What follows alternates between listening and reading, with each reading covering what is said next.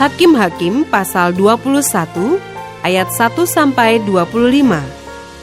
Suku Benyamin dapat tetap hidup.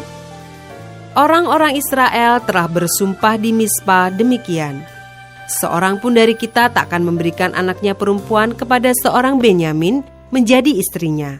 Ketika bangsa itu datang ke Betel dan tinggal di situ di hadapan Allah sampai petang, maka mereka pun menyaringkan suaranya menangis dengan sangat keras.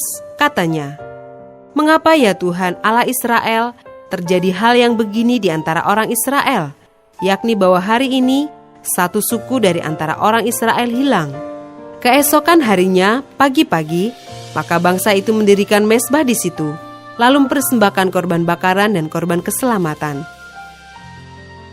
Pada waktu itu berkatalah orang-orang Israel, "Siapakah dari seluruh suku Israel yang tidak ikut datang dengan jemaah ini untuk menghadap Tuhan? Sebab mereka telah bersumpah dengan sungguh-sungguh mengenai orang yang tidak datang menghadap Tuhan di Mispa demikian. Pastilah ia dihukum mati."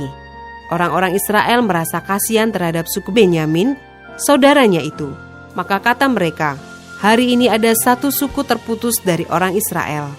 Apakah yang dapat kita lakukan kepada orang-orang yang tinggal itu dalam hal mencarikan istri? Karena kitalah yang bersumpah demi Tuhan untuk tidak memberikan seorang pun dari anak-anak perempuan kita kepada mereka menjadi istrinya." Sebab itu berkatalah mereka, "Dari suku-suku Israel, adakah satu yang tidak datang menghadap Tuhan di Mispa?" Lalu tampaklah bahwa dari Yabes Gilead tidak ada seorang pun yang datang ke perkemahan jemaah itu. Lalu diperiksa jumlah bangsa itu, dan tampaklah tidak hadir seorang pun dari penduduk Yabes Gilead. Maka perkumpulan itu menyuruh ke situ 12.000 orang dari orang-orang gagah perkasa dengan memerintahkan kepada mereka demikian, "Pergilah, pukullah penduduk Yabes Gilead dengan mata pedang, juga perempuan-perempuan dan anak-anak.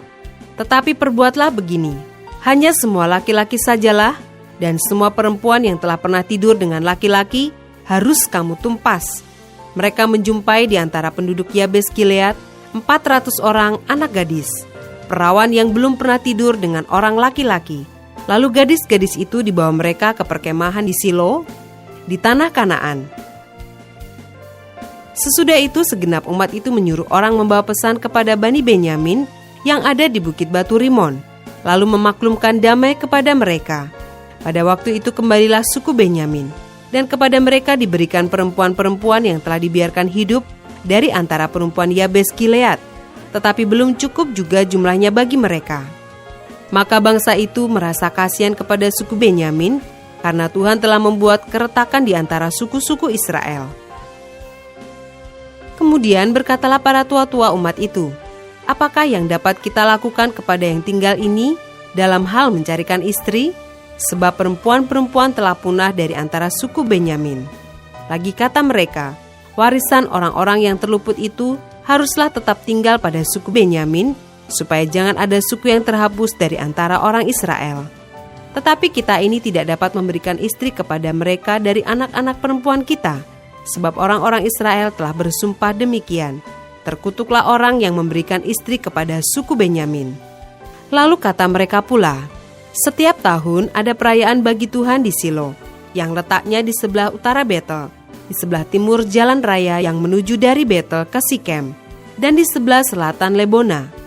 Maka mereka berpesan kepada Bani Benyamin demikian, "Pergilah menghadang di kebun-kebun anggur, perhatikanlah baik-baik. Maka apabila anak-anak perempuan Silo keluar untuk menari-nari, baiklah kamu keluar dari kebun-kebun anggur itu, dan masing-masing melarikan seorang dari anak-anak perempuan Silo itu menjadi istrinya, dan pergi ke tanah Benyamin. Apabila ayah atau saudaranya laki-laki datang untuk menuntutnya kepada kami, maka kami akan berkata kepada mereka, 'Serahkanlah mereka itu kepada kami dengan rela hati.' Sebab dalam pertempuran, kita tidak dapat menangkap seorang perempuan untuk menjadi istri mereka masing-masing.